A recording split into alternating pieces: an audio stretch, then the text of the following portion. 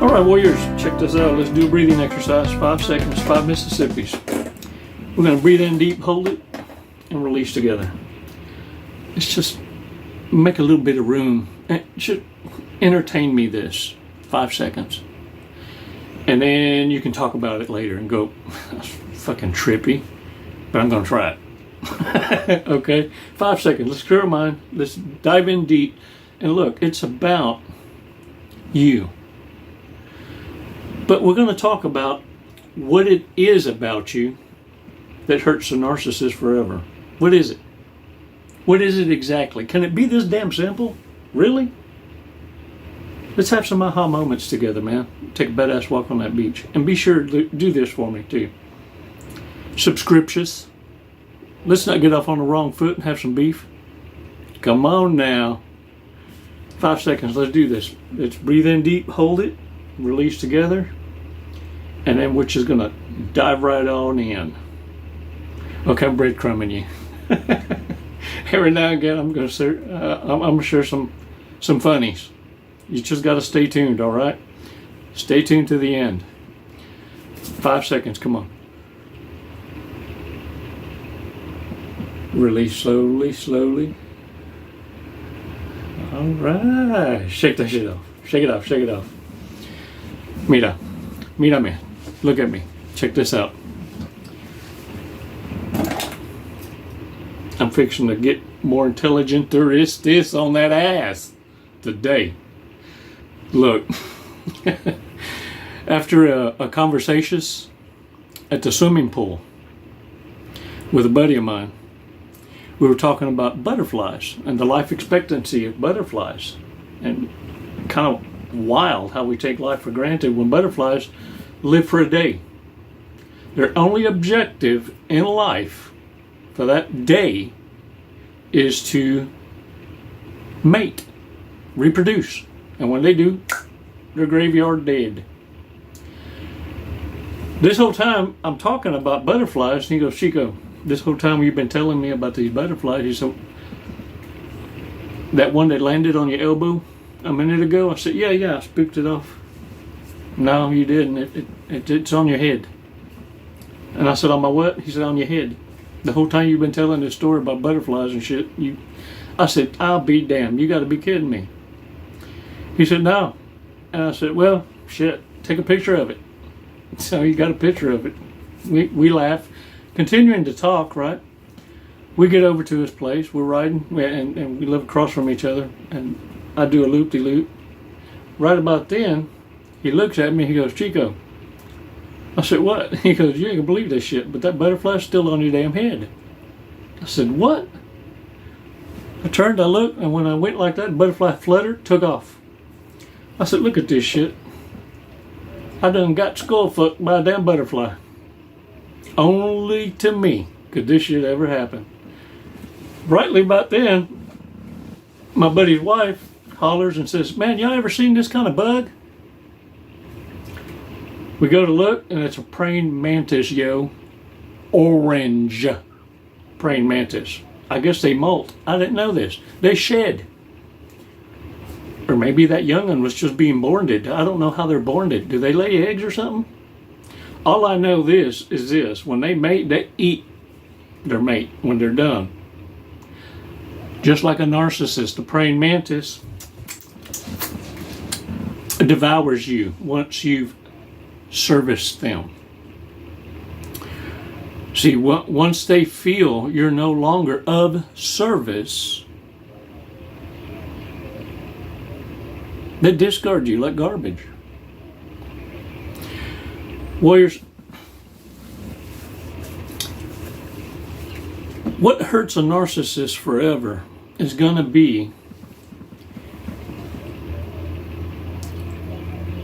whenever you leave and live your life at peace. When they're no longer the center of attention or having space in your mind, when you discard them ultimately is when you know the relationship is over. because you just don't have any give a damn about them. It's like they don't exist. They become irrelevant. And when they become irrelevant is when you now stricken or stripped narcissists of energy. Warriors, when you're able to do this and you're using discernment, experience with facts, you come to realize how easy and simple it is to destroy a narcissist and how volatile they are. When you're given to others and you're given admiration by others, a tribe of your equals, they perceive this as a direct threat to them. They expect you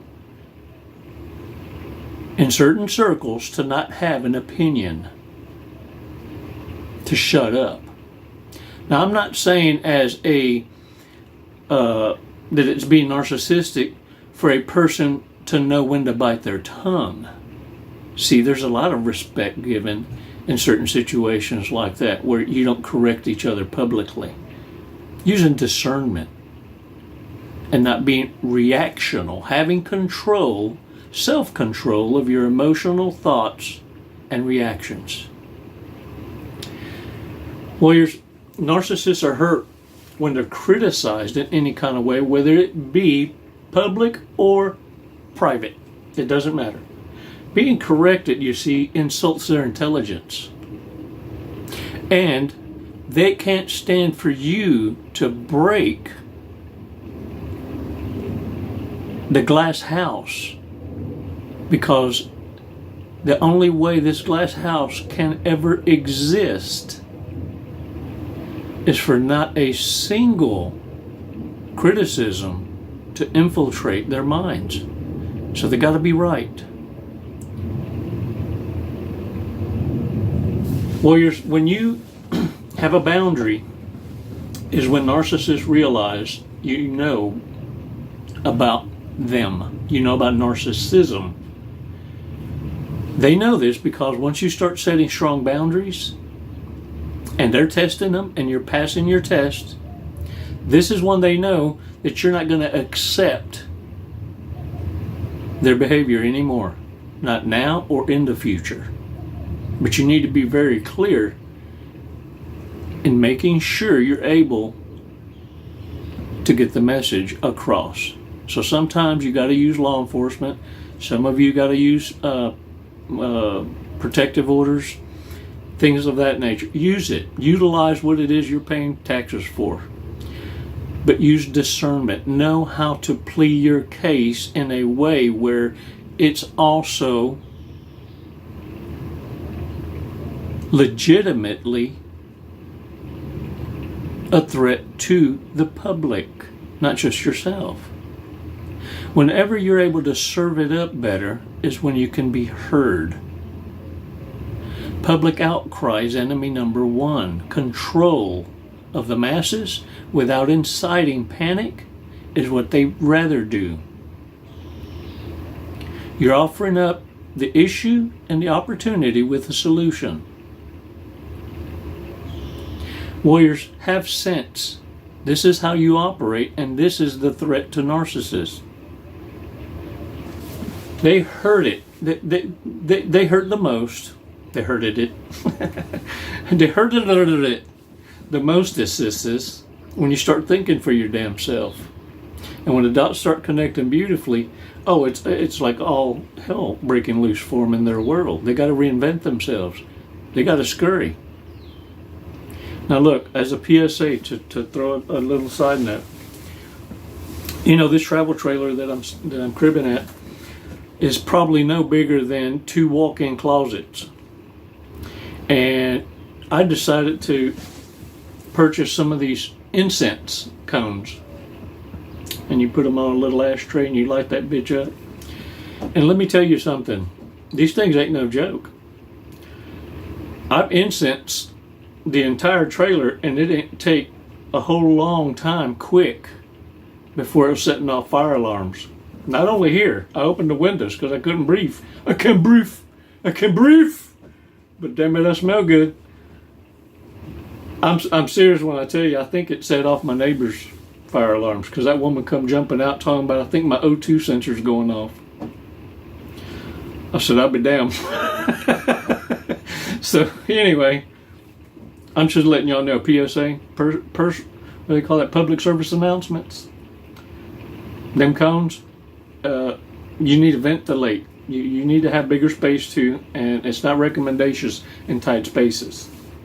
Now, so check this out. For those of you supporting me, helping me out with the frog tog, I found some frog togs on my Amazon wish list. For those of you hooking a brother up with that, I found some. Look, they have lightning bolts. It has lightning bolts all over, and I thought, man, this is so freaking cool. Because I was hunting some capris. I'm thinking I need to start looking a little more professional, and in my attire. So the t-shirts always kind of be the same, but I found these capris that are like super casual, professional casual, right? Mira real chingon. Look, that's my everything uniform. That's my fishing, my hunting, my rock climbing, my everyday, my pajamas, yamas, my throw over my board shorts because I don't feel like getting butt naked in front of everybody when I towel out of the beach. It's just a good casual wear to have those. And my chanclas are my everyday shoes. But anyway, wearing the frog togs that I was thinking during the storm, because that's when I'd be wearing them, right, when it's raining, and the lightning bolts, I thought, check this out, if I'm wearing that, then when lightning strikes, it'll go around me, because it'll go, there's already a bolt right there. And since lightning don't strike twice in the same place, they say, I might can maneuver through chaos in the storm. It's all about blending. But look, common sense tells me that ain't gonna work too. It's just a good story. Just want to let you know Chico's head is on right. Ain't no screws loose, because I'm training y'all to pay attention to the details. But look, learn to laugh. Work hard, but never forget to play just as hard. Keep your mind busy on the new. And check this out. The sooner you realize this, the sooner you're going to bust out of this. And understanding that as soon as you begin to convert how you tell the story of your life's journey from the victory, so as to be able to help the one you're talking to and communicating, how you conquered what was once considered unconquerable.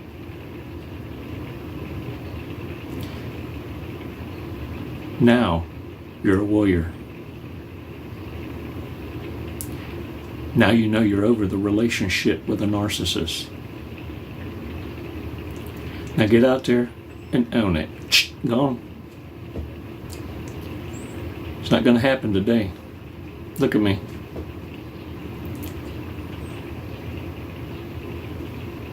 You don't have orders to surrender. It's why you're still searching for answers. And it's why it gives you bubbly feelings, the butterflies, where they need to be. When you discover a new aha moment and you're able to make sense. Navigate carefully, warriors. Remain humble. It's that genuine genuine authenticity and that humbleness that got you where you're at now. Powering off. Siri, is you listening? If that's not Siri, I don't know what it could be. Oh, it could be that other one. Y'all, well, with that, I'm going to let y'all go. No, I'm not. It's never goodbye. It's always until next time. Namaste, warriors. Os mando besos y abrazos.